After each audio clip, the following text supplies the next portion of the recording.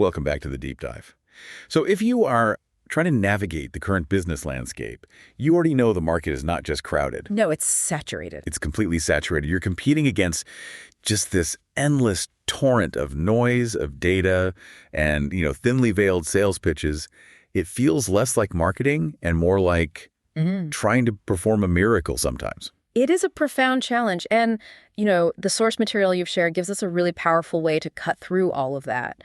Our mission today is not just to summarize brand storytelling 101. Right. It's to go beyond the basics and really understand the tools you need to elevate your brand from just being visible to being genuinely influential. Exactly. We're deep diving into let's call it the architecture of an effective brand narrative. Yeah. This isn't just about, making a good commercial. No. It's about using story as this fundamental human connection tool that actively builds trust, establishes a real sense of authenticity, and maybe most importantly, gives you true differentiation in a really crowded field. Right. I mean, think about it. Our brains are literally hardwired for narrative. Stories are just how we make sense of the world, how we share values, and how we decide who to trust. Yeah. So when a brand stops trying to just make a transaction and instead invites you on a shared journey, it moves out of that purely commercial space and into a relational one. So we're distilling the core principles that make that shift happen. We're trying to understand how to operationalize storytelling, to turn a casual customer into what we all want. A genuinely dedicated advocate. A loyal ride or die. A loyal ride or die. I love that. Yeah. So let's get into the foundation, what actually works. Okay, so let's unpack this. We've established the market is a sea of sameness. If every company out there claims to be, innovative or customer-centric, how does sharing your company's origin story actually break through that? Yeah. What's the psychological mechanism there? Well, it's really the mechanism of trust, but it's trust that's built through a kind of perceived vulnerability. When you share your mission, your values, the whole journey of the brand, you're basically inviting the customer behind the curtain. Okay. And that exposure, that narrative, it shows authenticity. And authenticity is the thing that just bypasses our internal sales filter. We trust brands that feel relatable and, human, not ones that feel perfectly polished. That distinction, polished versus human, that feels really key. Yeah. It's the difference between just saying you're the best and actually showing the messy, difficult why behind why your brand even exists. Right. That's the core of differentiation, isn't it? It's absolutely the core. Differentiation in this context isn't just about your product features. It's about having a unique perspective. If you're swimming in a sea with 1,000 other businesses, your story is the only thing that is truly yours. The only unique thing you have. Exactly. It weaves a narrative from experiences and beliefs that literally no other company can share.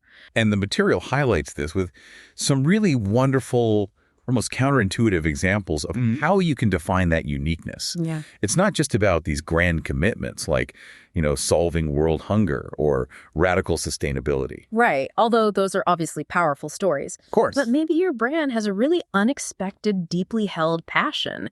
Perhaps your design team just really, really loves hedgehogs. Hedgehogs. Yeah, hedgehogs. And that small, quirky detail becomes part of your culture and, maybe even finds its way into your brand iconography. That example works so well because it shows how these seemingly random things, a passion for hedgehogs, a commitment to rescuing old racing dogs, they can be woven into a really distinctive brand identity. Yeah. It's like a vulnerability signal. Yeah. It says, hey, we are more than just a corporation. And it instantly lets you attract your right people. Customers who see themselves reflected in your passions, whether that's sustainability or, spiny mammals, they feel this immediate, almost tribal alignment with your business. They feel seen. So fundamentally, storytelling is about creating a distinctive identity that kind of acts like a magnet. It just pulls in the customers who aren't just looking for a product. They're looking for a community or a shared belief system. And that magnetic quality, which is built on those shared values and on trust, is just so much more resilient and powerful than any budget you could spend on simple advertising slogans. Okay, so that establishes the why story matters. Right. Now we move into the operational side. How do we take that desire for authentic connection and actually turn it into a consistent, effective narrative strategy? The material breaks this down into 4 core pillars. The 4 pillars of practice. Let's start with the one we were just on, pillar 1, embracing authenticity. Authenticity is well, it's the non-negotiable foundation. If your stories don't directly map back to your mission and values, they're just going to fall flat. Right. The modern consumer is so skilled at detecting this stuff. They can smell it a mile away. They can smell disingenuousness instantly. Which means we have to go through what the material calls the transparency test. It's not enough to just show the perfect highlights reel. Precisely. Transparency means you have to be visible throughout the entire journey.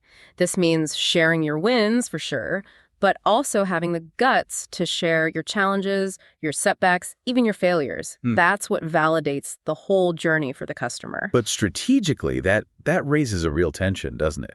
How do you share a failure without eroding confidence? I mean, that's a tightrope walk. It is. And the brands that do it well, they navigate it by sharing failures not as moments of weakness, but as evidence that they're constantly learning. Okay, so it's about the framing. It's all about the framing. If you share a challenge, you have to immediately follow it with what you learned and how you adapted. This validates your honesty and your competence at the same time. It shows the brand is growing with its customers. Which makes the failure itself part of the compelling story. Okay, moving on. Pillar 2, know your right people. You can't tell a story that resonates if you're just sort of shouting vaguely into the void. This is so critical for efficiency. You have to invest in market research and develop these highly detailed buyer personas. And this isn't just about demographic data. Right, it's not just age and location. No, it's understanding their pain points, their aspirational goals, and crucially, where they consume information. So you're tailoring the narrative not just to who they are, but to where they are. If your audience is highly analytical, your story better have data in it. Exactly. Or if they're visually driven, it needs to be told through, dynamic short-form video. Yeah. And knowing your people also informs the tone. Do they appreciate rapid-fire humor and sarcasm? Or do they prefer a more reserved, maybe technical tone? Understanding this lets you craft narratives that just increase recognition and awareness instantly. Because the customer feels like the message was custom made for them. It creates a lasting impression. That transition brings us perfectly to Pillar 3, foster an emotional connection. So the data from Pillar 2 informs the emotional hook of Pillar 3.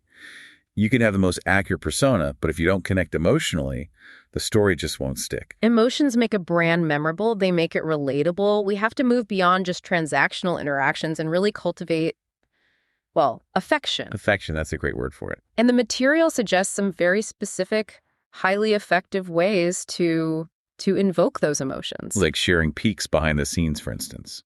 That humanizes the company, right? It shows the faces and the passions of the actual people doing the work. Or showing the concrete impact your brand has on, say, the local community or a cause that you support. This appeals to the customer's desire to be part of something bigger than themselves. So when they buy from you, they get this secondary emotional reward. That's right. And then, of course, the power of testimonials from genuinely happy customers. Those stories are so powerful because they're social proof. They connect the brand's promise to a real, trusted human experience. And these actions cultivate loyalty and trust that lasts for the long haul. Ultimately, that emotional connection is the catalyst that transforms a satisfied customer into a dedicated evangelist. Which leads us to the final and maybe most practical pillar. Pillar 4, stay consistent over time. All the authenticity and emotional connection in the world, they mean nothing if your message is constantly shifting. Inconsistency is the absolute quickest way to confuse your audience. And dilute your impact. If one social media channel says one thing and your marketing materials say another, you just immediately erode the credibility and the trust you've worked so hard to build. So the storytelling has to reflect the same brand message and voice across every single channel you use. Email, video, a printed brochure, doesn't matter. And to manage this, the strategic tool that the material basically mandates is developing a clear, comprehensive style guide. And this goes way beyond just the logo and color palette. Oh, way beyond. This style guide has to codify the DNA of your brand voice, the specific vocabulary you use, the acceptable tone, the phrasing for your mission. It ensures consistency even when different teams or outside agencies are creating content.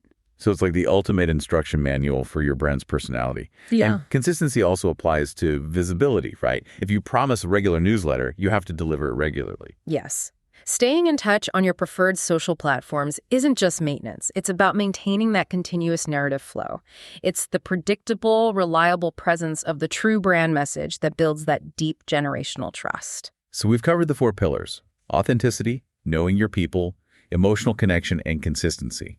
The strategic application of these principles, it should lead to one inevitable result, which is stronger, deeper brand loyalty. Absolutely. When you foster that deep emotional connection in your audience, they stop being a list of consumers you market to. Right. They grow into a self-sustaining, engaged community. That emotional bond is what transforms customers into those loyal ride or dies. And once you have that community, you unlock the ultimate strategic goal, which the source calls the ambassador effect. Yes, this is the goal. When people feel that deep alignment with your brand, they just transition into active ambassadors. They start advocating for your business on their own, promoting you, supporting you organically through their own networks. So they basically become an unpaid extension of your marketing department. In a way, yes. And this is where the reach just multiplies exponentially. It offers huge economic advantages. Strong, shareable storytelling is naturally engaging, so people want to share those stories. And that word of mouth is so much more trusted than any paid ad. So much more. It increases your brand's impact without you having to just keep increasing your acquisition budget. It's the difference between buying attention and earning devotion. Earning devotion, I like that. And if we connect this all back to the bigger picture, the material gives us a really vital final piece of context. Storytelling isn't just a tactic for standing out. Right. It's fundamentally about meaningful relationships and genuine connection with your audience. So you're saying let the connection be the core purpose, and then let the standing out be the happy byproduct of that. Precisely. You build trust, you cultivate loyalty, and you stand out as a result of those relationships. Not because standing out was the primary short-term goal. It just refocuses the entire strategy on creating value, not just visibility. That is the critical strategic distinction we needed to pull from this. So, to briefly recap, the need for storytelling comes from having to rise above all that market noise.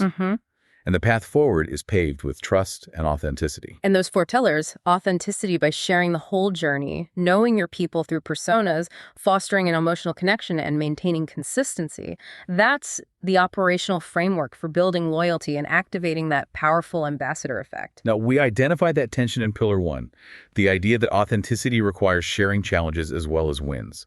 This forces us to really confront how to apply this in real time. Right, the practical application. If you are building this deep trust and your brand inevitably faces a significant setback or a real operational failure, what is the most strategically effective way to share that failure without jeopardizing the long-term trust you're working so hard to build?